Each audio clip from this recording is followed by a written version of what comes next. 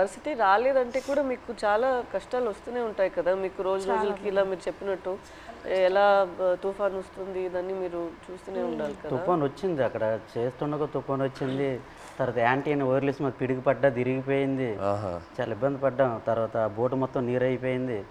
చాలా ఎదుర్కొన్నాం అన్నీ. ఒక్కొక్కసారి బోట్లు మునిగిపోతున్న టైంలో పక్కన బోట్ వచ్చి మనుషులకు కాపాడేవారు, బోట్ మాత్రం మునిగిపోయేది. కానీ అక్కడ పక్కన బోట్ లేకపోతే ప్రాణాలు కూడా కోల్పోతారు. అలాంటి పరిస్థితి ఇదని వాళ్ళు చెప్పినప్పుడు మీరు మీ ఆయన దగ్గర అడగలేదా, మీరు ఎందుకు ఈ పని చేస్తున్నారు, మాతోనే ఉండండి, ఇక్కడే ఏమైనా పని చేయండి, మీరు అట్లేం అడగలేదా? లేదు మేడం, అలాంటి ఉపాధి అక్కడ లేదు, మా సైడ్ లేదు. అక్కడికి వెళ్తేనే మాకు మేము అంటే ఇక్కడ రూపాయి వేస్తే అక్కడ 2 రూపాయలు లేదు. ఇక్కడ నెల లైక్ ల్యాండ్ ఇట్ సెల్ఫ్ వేరే ఏమైనా ఒక పని మనం చేసుకోవాలి కదా, ఇంత రిస్కీగా ఎందుకు? మత్స్యకారులు చాలా మంది డిగ్రీ ఇవన్నీ చదువుకుని ఉన్నారు చాలా మంది, కానీ జాబులు రావట్లేదు. మంచిగా ఎస్టీ జాబితాల్లో ఏదో చేరిస్తే మాకు జాబులు వస్తామని అంటారు, కానీ చదువుకున్న జాబులు రావట్లేదు. అందుకే ఎక్కువ వలసలు వెళ్ళిపోతారు. చాలామంది చదువుకున్న వాళ్ళు కూడా వెళ్ళిపోతుంటారు. వీళ్ళ అబ్బాయి కూడా చదువుకుంటారు. చాలామంది డిగ్రీలు ఇంటర్లు చదువుకున్న జాబులు రాక వెళ్ళిపోతుంటారు. మా మధ్యకి ఎస్టీ జాబితాలు చేరిస్తేనే ఆ జాబులు వస్తామంటే దానికోసం ప్రయత్నిస్తాను, కానీ ఎవరు సరిగ్గా పట్టించుకోవట్లేదు. ఎందుకు మాకు జాబులు రావట్లేదు అర్థం కావట్లేదు. సో మీరు శ్రీకాకుళం నుంచి లెటర్స్ పంపిద్దాం అనుకున్నారు కదా పాకిస్తాన్కి, అప్పుడు జైల్లో ఉన్నప్పుడు. అప్పుడు ఇక్కడి నుంచి లెటర్లు పంపించడానికి ఏదైనా ఇబ్బంది ఉండిందా? ఇబ్బంది ఉంది. ఇక్కడ నుంచి లెటర్స్ అంటే వాళ్ళు అడ్రస్ రాశారనమాట, ఇలా పంపించండి, టు అడ్రస్ ఫ్రమ్ అడ్రస్ అన్నట్టు ఉంటుంది, ఇలా పంపించండి అని రాశారు. అలాగే మేము పోస్ట్ ఆఫీస్కి వెళ్ళి ఇలా రాస్తే పాకిస్తాన్ రాస్తే వాళ్ళు చదివారు, పాకిస్తాన్ ఏంటి, పాకిస్తాన్కి మీకేం సంబంధం, మీరు పాకిస్తాన్కి లెటర్ వేయడం ఏంటి, ఇలాగ అడిగేవారు అనమాట. చాలా ఇబ్బంది పెట్టేశారు. 2-3 డేస్ వాళ్ళకి ఇలాగే ఇబ్బంది పెట్టేస్తే మేము ఈ స్టోరీ మొత్తం చెప్పిన తర్వాత వాళ్ళు అప్పుడు ఒప్పుకున్నారు. తర్వాత మేము ఏదో పాకిస్తాన్ నుంచి వచ్చినట్టు, వీళ్ళు పాకిస్తాన్ వాళ్ళు, మీరే ఈడుమెట్టి పాకిస్తాన్ అనేసి వాళ్ళ క్వశ్చన్లు అడిగేవారు. చాలా ఇబ్బంది పెట్టేశారు. తర్వాత ఈ స్టోరీ మొత్తం చెప్పిన తర్వాత అప్పుడు నమ్మారు. అంతే. మీ ఫ్యామిలీ ఎవరు చెప్పలేదా మీకు ఇలా చేపలు పట్టుకున్న వాళ్ళని పెళ్లి చేసుకోకూడదు, ఇలాగే ఉంటుంది మీకు, ఇదన్నీ ఎందుకు, లేదంటే ఎందుకు లవ్లో పడుతున్నారు మీరు ఇలా రిస్కీ లైఫ్లో ఉన్న వాళ్ళతో, అలా ఏమి ఎవరు చెప్పలేదా? ఏదండి అదే మీరు ఎవరు చెప్పలేదా? అమ్మ నాన్న వాళ్ళు ఎవరు లేదు, ఇక్కడ ఉన్న వాళ్ళే చెప్పిన అవి లవ్లో ఉంటాం కదా, అవి కనిపించదు అనమాట. అంతే, లవ్లో ఉంటే అతనే కావాలన్నట్టు ఉంటది. అంతే, ఎంత రిస్క్ అయినా పర్లేదు, ఇలాగే ఉండిపోతుంది, అతనే కావాలి. మన తండేల్లో సత్యాన్ రాజు లాగే ఒక రకంగా. సార్ ఇప్పుడు మేము పాకిస్తాన్ భారతదేశం మొత్తం తెలుసు కదా, ఈ కథ తీయాలని మీకు ఎలాగనిపించింది? మా ఇంటికి రావడం, తినడం, చేయడం చాలా హ్యాపీ అనిపించింది. మీకు ఎలాగ ఆలోచన వచ్చింది తీయాలని? ఎంతమందికి తెలుసు కదా, చాలామంది ఉన్నారు, ఎవరికి రాని ఆలోచన మీకు ఎలాగొచ్చింది? లేదు, చాలా అంటే ఫస్ట్ నాకు చందు ఈ కథ చెప్పిన తర్వాత కార్తిక్ వచ్చి నాకు ఈ ఐడియా చెప్పాడు. ఆ తర్వాత చందు నేను సినిమాలో ఇలా ఒక స్క్రీన్ ప్లే ఇలా తీద్దాం అనుకున్నాను చెప్పిన తర్వాత బాగా ఎక్సైట్ అయ్యా. వెంటనే మనం శ్రీకాకుళంకి వెళ్ళి మత్స్యలేశంకి వెళ్ళి అందరినీ కలుద్దాము, అక్కడ వాళ్ళని కలిస్తే నాకు ఇంకా మంచి ఐడియాస్ వస్తాయని చెప్పి అక్కడ వచ్చి మీతో ఆ రోజు స్పెండ్ చేయడం జరిగింది. ఆ తర్వాత వైజాగ్కి వెళ్ళి పోర్ట్లో మళ్ళీ సముద్రంలోకి వెళ్ళటం అదంతా జరిగింది. కానీ మిమ్మల్ని వచ్చి కలిసాక నాకు అర్థమైంది ఈ క్యారెక్టర్లో, ఈ కథలో ఇంకా ఎన్ని లేయర్స్ ఉన్నాయి, ఎన్ని కష్టాలు ఉన్నాయి, ఎన్ని హై పాయింట్స్, ఇన్స్పైరింగ్ ఎలిమెంట్స్ ఎన్నో ఉన్నాయని. సో ఇప్పుడు తండేలు అంటే దాని మీనింగ్ ముందే మీకు తెలుసా? కార్తిక్ చెప్పి లేదు, తండేలు అంటే అంతకుముందు తెలీదు. తండేలు అంటే మనకి ఈ బోట్ క్యాప్టెన్ లీడర్ అనేది ఒకసారి నాకు కథలోకి వచ్చాకే తెలిసింది, అంతకుముందు తెలియదు. మాకు అక్కడ తండేలు అంటారు గుజరాత్లో. అదే వాండర్లో మాకు తండేలు అంటే చిప్పి నడిపించే వారిని తండేలు అంటారు అక్కడ. అందుకే ట్రైలర్లో కూడా డైలాగ్ వేసాం, తండేలు అంటే ఓనరా కాదు, లీడర్. చాలా బాగా వచ్చింది సార్. అయితే సార్ అక్కడ ఎంత బాధపడ్డామో అంత హ్యాపీగా ఉంది ఈరోజు, ఎందుకంటే అది ఒక జీవితంలో గుర్తుండిపోద్దలుగా మా రియల్ స్టోరీ.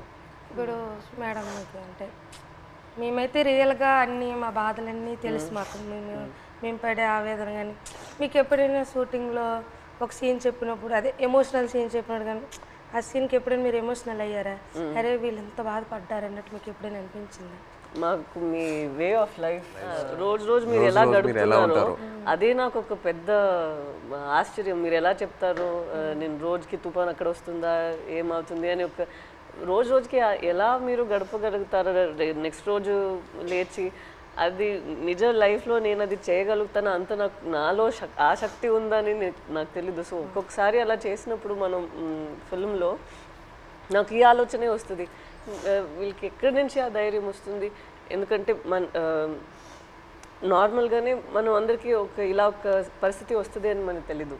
అక్కడ అలా ఉన్నప్పుడు మనం ఎక్కడ వెళ్ళాలి, ఎక్కడి నుంచి షురూ చేయాలి, అక్కడి దాకా వెళ్ళాలి, వాళ్ళని ఎలా బయట తీసుకురావాలి అనేది ఒక పెద్ద మనమే మన లోపల చెప్పాలి, లేదు ఇది అయిపోతుంది మన అలా ఈ థాట్ని వదలకూడదు మధ్యలో. సో అది మీరు అందరూ ఎలా చేశారో అని ఆ థాటే నాకు ఉంది. నాకేం కష్టం అనిపించట్లేదు, బట్ మీరందరూ ఎంత కష్టం తీసుకున్నారో అదే నాకు ఆశ్చర్యం ఇచ్చింది అంతే. ఏ సీన్కి ఎమోషనల్ అయ్యారా మీరు? సీన్ చెప్తారు కదా ఎలాగ ఉంటుంది moments and a dialogue emotional అయ్యారా చెప్పేటప్పుడు అనేసి? మనం కొన్ని విషయాల్లో మీరు చెప్తున్న దాంట్లో నుంచి తీసుకున్నాము, కొన్ని విషయాల్లో మనమే ఒక డ్రామా లాగా తీసాము. సో ఆ డ్రామాలో ఎక్కడ నేను లేని సీన్స్ కొన్ని ఉన్నాయా, అక్కడ నాకు చాలా బాధ అనిపించింది.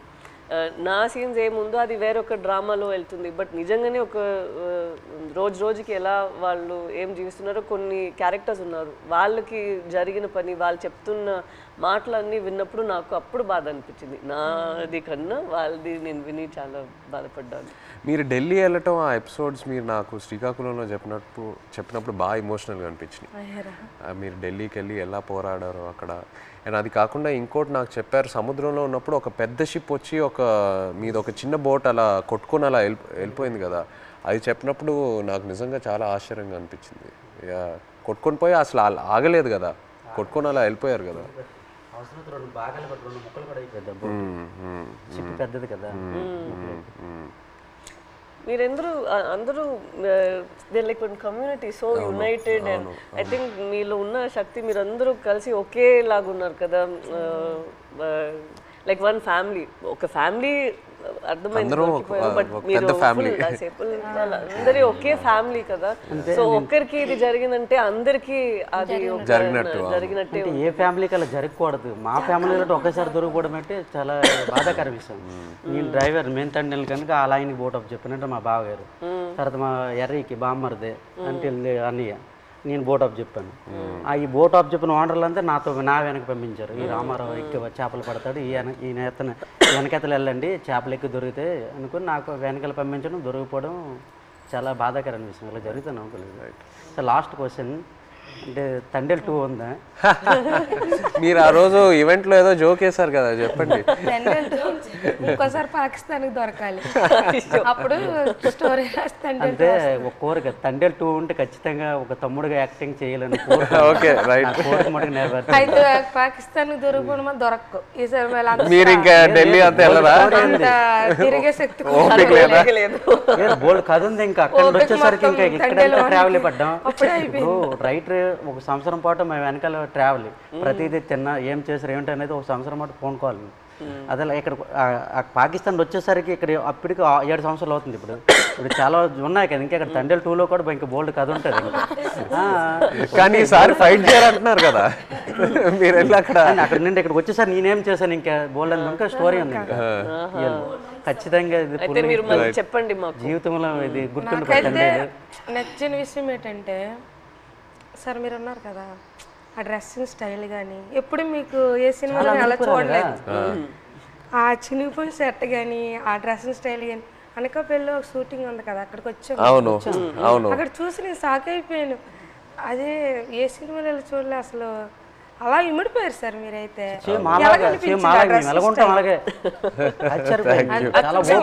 అదే నేను చెప్తున్నా కదా, మిమ్మల్ని వచ్చి అప్పుడు కలిసి మీతో టైం స్పెండ్ చేశాకే నాకు ఆ క్లారిటీ వచ్చింది. ఓకే మనం ఇలా క్యారెక్టర్ని ఇలా డిజైన్ చేయాలి.